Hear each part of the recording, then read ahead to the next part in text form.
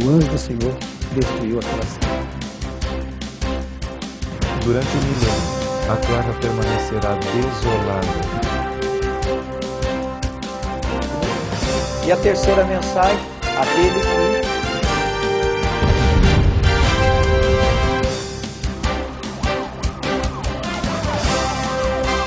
Eu espero você em Armagedon.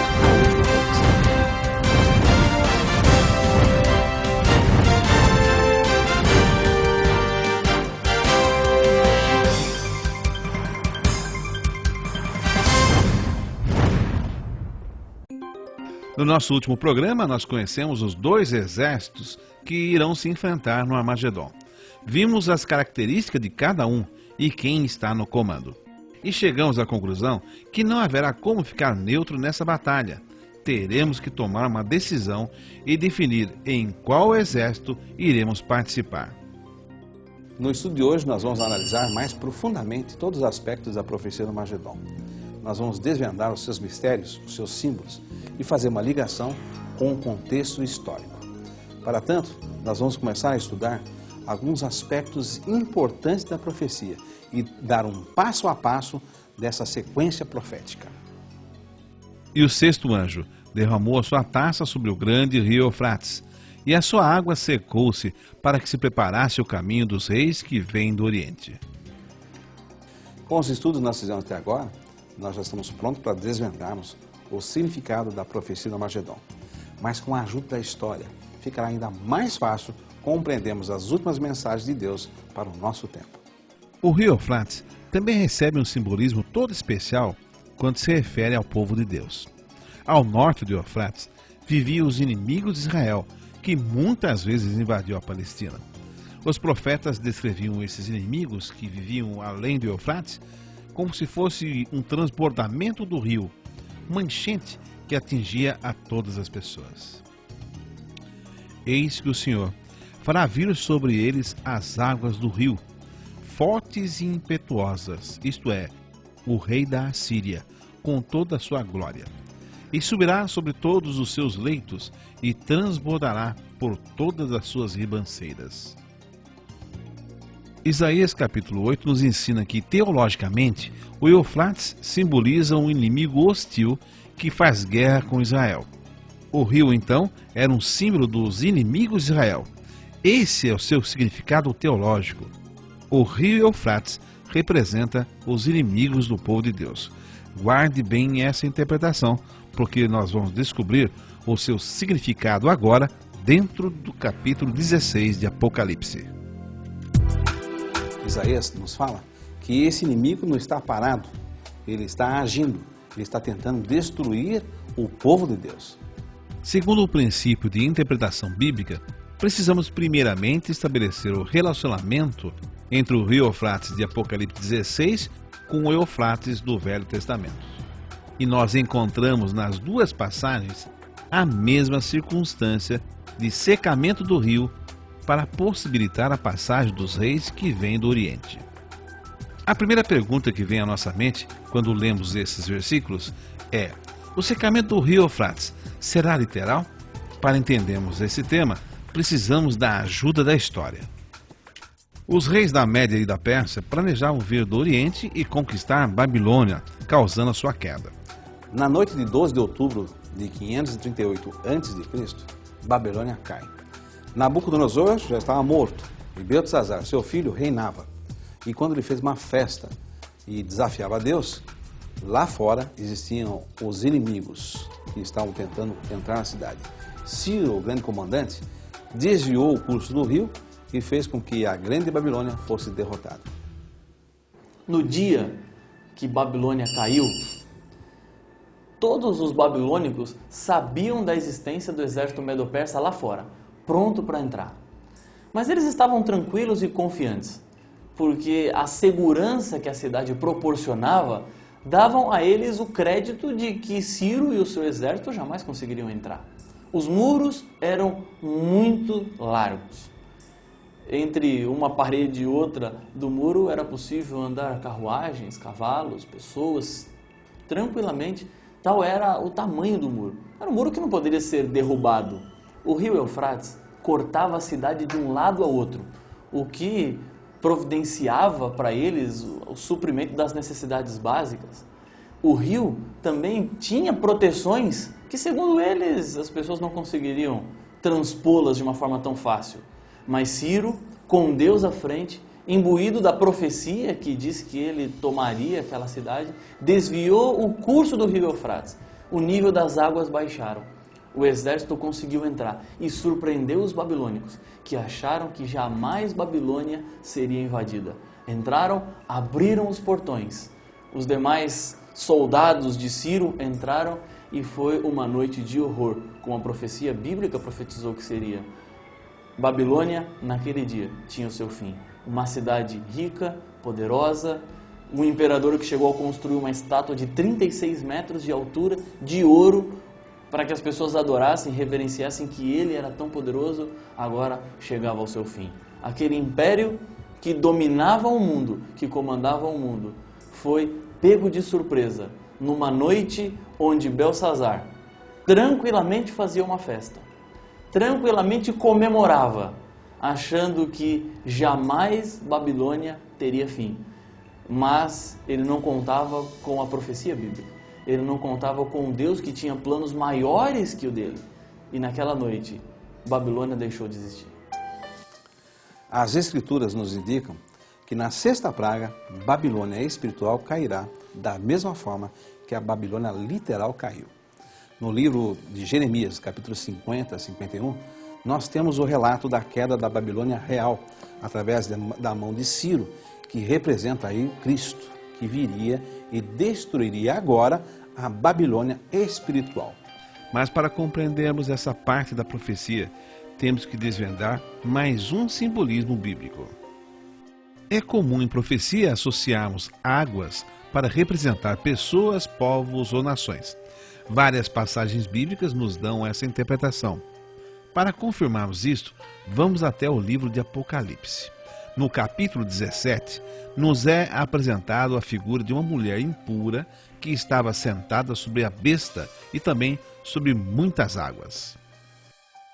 Veio um dos 7 anjos que tinha as 7 taças e falou comigo, dizendo: Vem, mostrar-te-ei a condenação da grande prostituta que está sentada sobre muitas águas, com a qual se prostituíram os reis da terra. E os que habitam sobre a terra se embriagaram com o vinho da sua prostituição. No versículo 15, temos a chave para o que quer dizer a palavra águas nesta profecia. Vejamos. Disse-me ainda: as águas que viste, onde se assenta a prostituta, são povos, multidões, nações e línguas. Notemos que a própria Bíblia se explica e que o próprio Deus dá a interpretação dos seus símbolos. É por isso que é importante nós examinarmos as Escrituras. Por isso que Jesus fala que nós, examinando, vamos encontrar a verdade e vamos ter a vida eterna. Ciro, no passado, foi o grande líder na destruição do Império Babilônico. Jesus, no futuro, será o grande responsável pela destruição do Império Babilônico, não político, não humano, mas o espiritual. Ciro e Jesus aqui se correlacionam. A missão dos dois é muito similar, é muito semelhante. Ambos lutaram contra a Babilônia, ambos enfrentaram o Império Babilônico e ambos saíram vencedores dessa luta. Agora temos que responder uma grande pergunta. O que é então o secamento do rio Eufrates? Vamos começar a desvendar como será esse evento. Para tanto, vamos fazer uma conexão com o relato da saída de Israel do Egito. Vale a pena lembrar que o faraó não queria libertar os israelitas e desafiava a Deus. Devido a esse ato, o Egito foi assolado por 10 pragas. Na 9ª praga, Deus deixou o Egito em trevas por 3 dias. Eram tão espessas que ninguém saiu da sua cama. Mas os filhos de Israel tinham luz nas suas casas, e isso tinha um significado especial. Na 5ª praga, descrita agora em Apocalipse, nós temos um acontecimento interessante. Vejamos. E o 5º anjo derramou a sua taça sobre o trono da besta, e o seu reino se fez tenebroso. e os homens mordiam de dor as suas línguas. E por causa das suas dores e por causa das suas chagas, blasfemaram o Deus do céu, e não se arrependeram das suas obras. Todo o reino de Babilônia está envolto em trevas, semelhante ao que aconteceu lá no Egito, quando os filhos de Deus estavam prestes a ser libertados. E agora a grande pergunta: o que acontece com o exército de Satanás quando eles passam por essa última grande provação? Os que seguiam os governantes da terra e seus líderes religiosos, comandados por Satanás, percebem que estão no exército errado e que foram usados e enganados. Com horror, se vêm atacando o povo de Deus. Porém, vamos lembrar que o Espírito Santo não mais está agindo em seus corações e, portanto, não há mais arrependimento pelo erro, mas um sentimento de ódio por seus líderes. Isso está bem claro no final do versículo 11 do Apocalipse 16. Blasfemaram o Deus do céu e não se arrependeram das suas obras. O amor torna-se em ódio. Esse é o secamento do rio Eufrates. Eles vão queimar a grande meretriz. A grande guerra armada será entre os próprios agressores. Você se lembra de Josafá? Lembra-se de que naquela batalha, Deus é quem entrou em ação e que os agressores também foram desbaratados por seus próprios atos? Assim como no exemplo do passado, o exército de Satanás guerreará entre si. Este é o derramamento de sangue que ocorrerá no Armagedon. Por fim, a interpretação profética é a seguinte: Babilônia representa uma confederação, uma reunião de igrejas que estarão sob o domínio de um ser e que estará se preparando para atacar o povo de Deus. As muitas águas que nós vimos nessa profecia representam os povos, as nações, aqueles que estarão seguindo Babilônia. E dentro desses aspectos, nós já vimos que existirão 3 espíritos imundos que estarão dando ordem ou se preparando para essa guerra. Descobrimos, inclusive, que esses espíritos imundos estarão manipulando as leis civis. E quando essas leis tiverem sido manipuladas, certamente você vai se lembrar do que aconteceu no livro de Esther, quando Satanás fez com que, através de leis, o seu povo, o povo de Esther, fosse colocado em prova e estava prestes a ser destruído. Mas Deus interveio. E, semelhantemente ao que aconteceu com Esther, a libertação virá. O rio Eufrates agora não é o literal, mas um rio simbólico, como vimos. E o seu secamento acontece quando o apoio humano à Babilônia e seus líderes é retirado, e há uma revolta nos exércitos inimigos. Este é o verdadeiro significado do secamento do rio Eufrates, descrito na profecia do Armagedon. Mas agora fica uma pergunta essencial para respondermos: por que as nações odeiam tanto os filhos de Deus?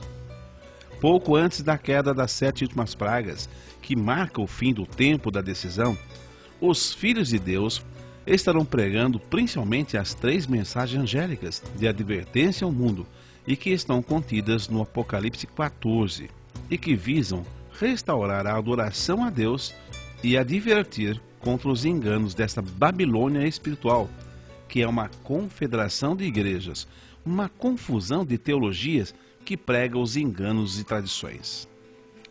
No livro de Joel 2:28, nós vemos que o remanescente tem uma missão importantíssima: alertar o mundo quanto aos enganos de Satanás.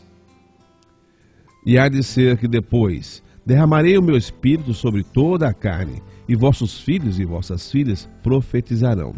Os vossos velhos terão sonhos, e os vossos mancebos terão visões. E também sobre os servos e sobre as servas, naqueles dias, derramarei o meu espírito, e mostrarei prodígios no céu e na terra, sangue e fogo e colunas de fumo. O sol se converterá em trevas e a lua em sangue, antes que venha o grande e terrível dia do Senhor.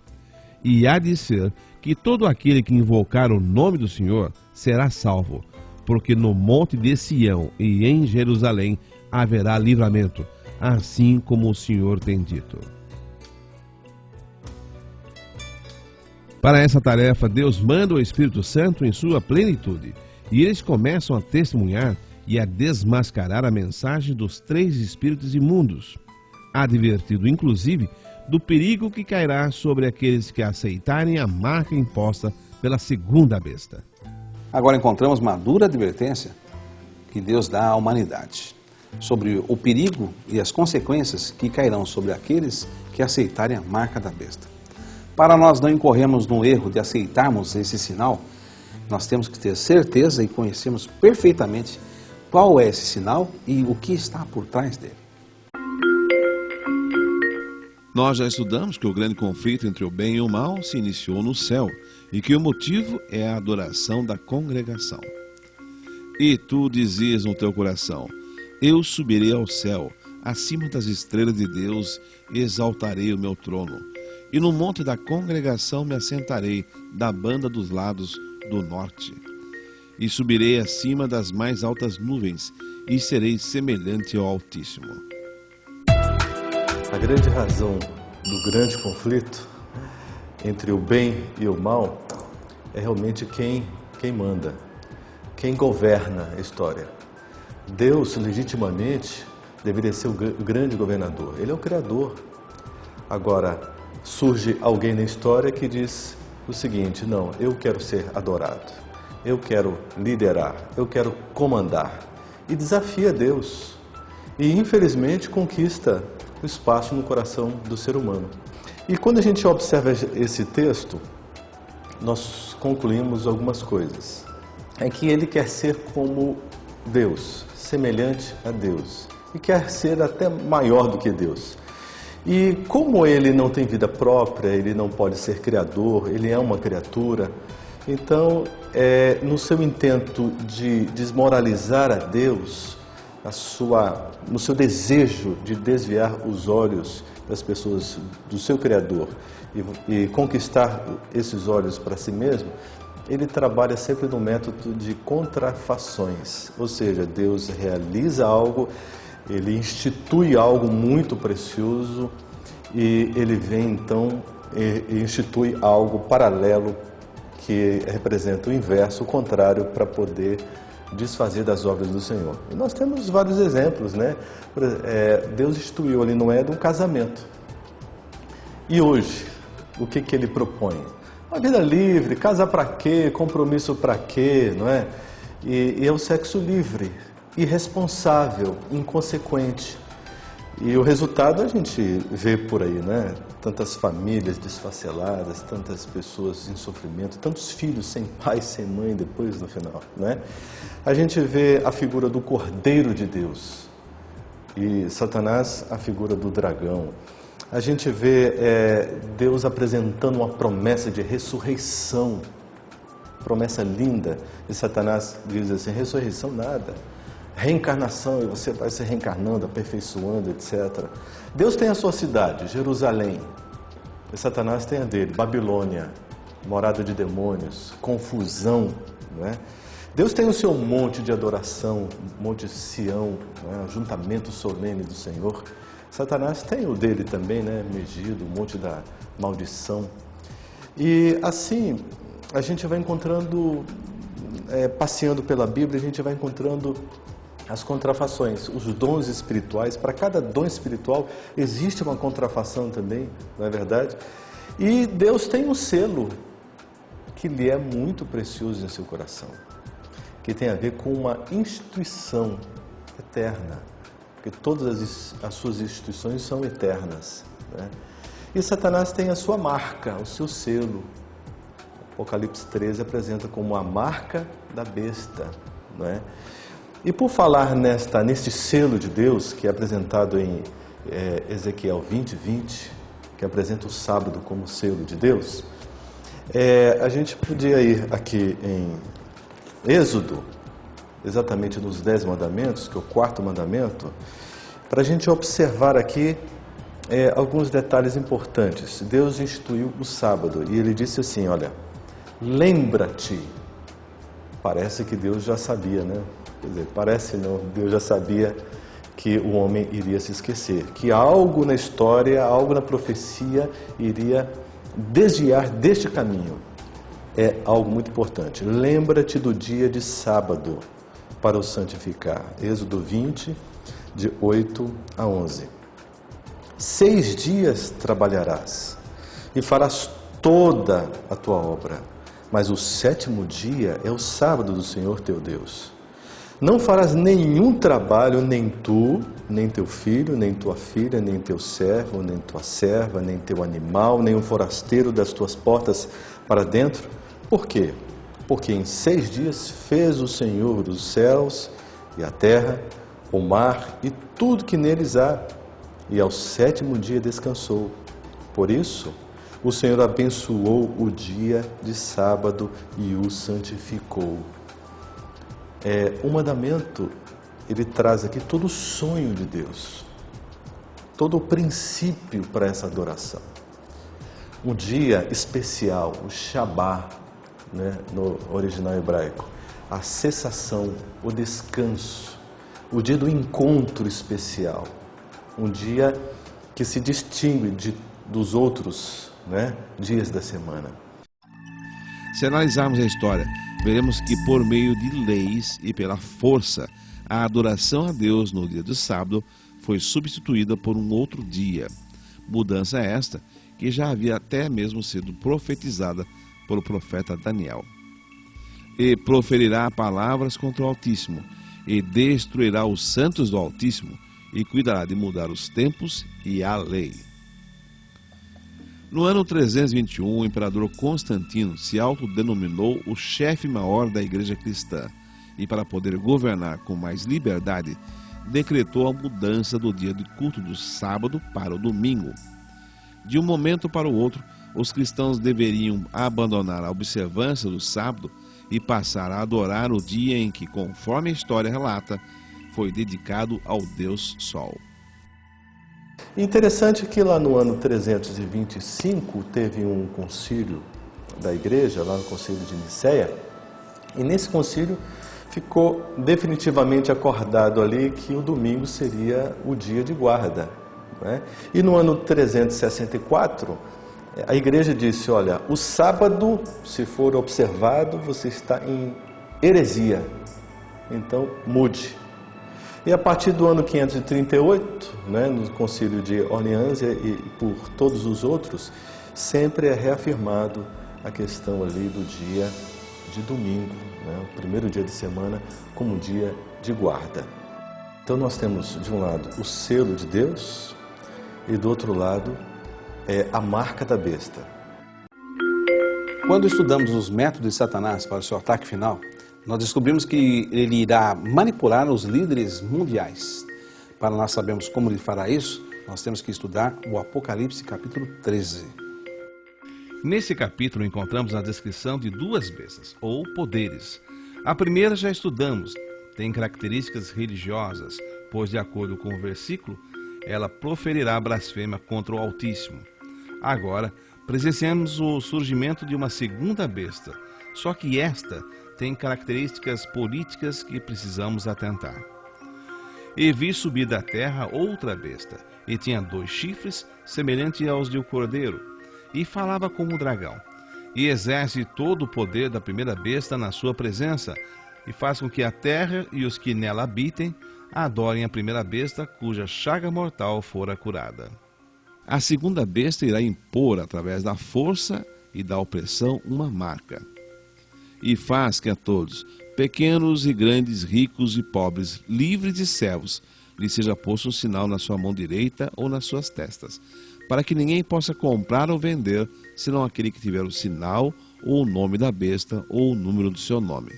Então, agora se a gente olhar para o Apocalipse 13, a gente vai ver um outro comportamento que é típico de Satanás, né? No versículo, por exemplo, 16, aqui fala de uma marca, que fala de que essa marca vai na mão direita, não é? Que essa marca também vai sobre a fronte. Ela já tem um tom mais agressivo, porque Satanás ele não respeita o seu livre-arbítrio. Isso é presente de Deus. Se é presente de Deus, ele quer desqualificar isso. Então ele invade, ele amarra, ele coloca cadeias, ele te aprisiona, ele cria circunstâncias para te obrigar, para te forçar.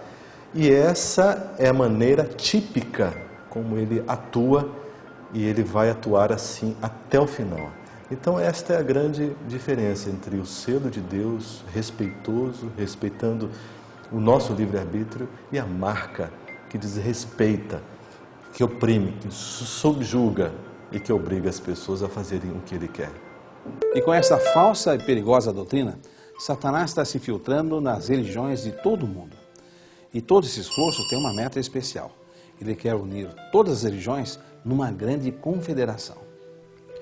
As nações do Oriente também serão afetadas pelas doutrinas de Babilônia, porque todas as nações beberam do vinho da ira da sua prostituição, e os reis da terra se prostituíram com ela, e os mercadores da terra se enriqueceram com a abundância das suas delícias. Para identificarmos quem são os reis da terra, basta nós analisarmos o versículo 14 do Apocalipse 16. Ali nós vemos que todas as nações vão se reunir, todos os líderes estarão participando dessa grande batalha do Armagedon, e que Satanás, através dessas três entidades, estão reunindo para uma grande batalha contra os filhos de Deus. Os ímpios ensandecidos vão ao encalço dos filhos de Deus, mas na quinta praga descobre que estão enganados. Porém, não há arrependimento entre eles. E semelhante ao que ocorreu no tempo de Josafá, se atacam uns aos outros e começam primeiramente pelos seus líderes. Esse ato representa o secamento do Eufrates. Continuando a ler a profecia do Armagedon, nós vemos que são citados dois tipos de reis. Os reis da terra, nós já descobrimos quem são. E agora a grande pergunta, quem são os reis do Oriente? No Apocalipse 19, verso 16, nós lemos: no manto sobre a sua coxa tem escrito o nome Rei dos Reis e Senhor dos Senhores. Jesus é o Rei Supremo de todos os príncipes do céu. Cristo é chamado de o arcanjo. Ele é o líder dos anjos. Vamos comparar o capítulo 17 e 14 de Apocalipse, onde o mesmo nome é dado a Jesus. Esses combaterão contra o Cordeiro, e o Cordeiro os vencerá, porque é o Senhor dos Senhores e o Rei dos Reis. Vencerão também os que estão com ele, os chamados, os eleitos e fiéis. No momento mais terrível da humanidade, quando Satanás tentará destruir os filhos de Deus, Cristo retorna. Em Apocalipse 19, no verso 14, nós temos uma descrição desse grande momento. E seguiam-no os exércitos que há no céu, montados em cavalos brancos. Este exército que segue o rei é um dos partidos dessa guerra. E assim nós presenciaremos o desfecho final da guerra do Armagedon. Esses que se assentam em cavalos são os anjos e todos aqueles que já estão salvos e estão nos céus. Apocalipse 4, versículo 4 nos diz que eles possuem coroas, portanto, são príncipes celestiais. E ao redor do trono havia 24 tronos, e vi assentados sobre os tronos 24 anciãos, vestidos de vestidos brancos, e tinham sobre as suas cabeças coroas de ouro. Portanto, os reis do Oriente são os anjos que estão nos céus e todos os salvos, e o Senhor dos Senhores, Jesus Cristo, o Rei dos Reis, e eles são os nossos libertadores. Enoque estará nessa comitiva, Moisés, Elias e todos aqueles que estarão vindo do céu para resgatar a humanidade e livrar de uma vez por todas das garras do inimigo. Portanto, o termo bíblico Armagedon não simboliza o último dia, como afirmam alguns, mas para os fiéis significa a salvação e a destruição daqueles que, induzidos pelo grande inimigo, se reuniram para uma luta insensata contra Deus e seu governo. O Armagedon define o fim do grande conflito do pecado nessa terra. É uma mensagem de conforto, pois mostra o triunfo glorioso de Cristo e de seu povo. O Armagedon, para aqueles que creem em Deus e aprenderam através da profecia o passo a passo dos últimos dias desta terra, significa esperança, salvação em Cristo Jesus. Os nossos libertadores vêm do Oriente, não do Oriente Médio, aqui na terra, mas do Oriente Celestial. E esta é a grande mensagem do Armagedon, a última profecia.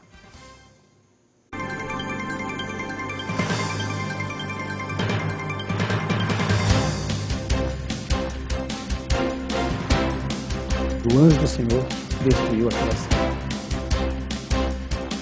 Durante o milênio, a terra permanecerá desolada. E a terceira mensagem, aquele que